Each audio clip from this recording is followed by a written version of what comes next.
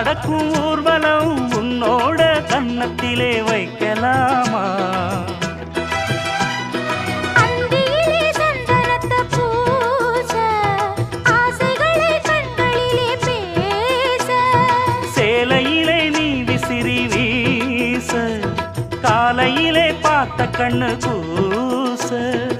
என்ன சுகமோ எப்ப வருமோ என்னென்னவோ பண்ணுதையா ஆசை.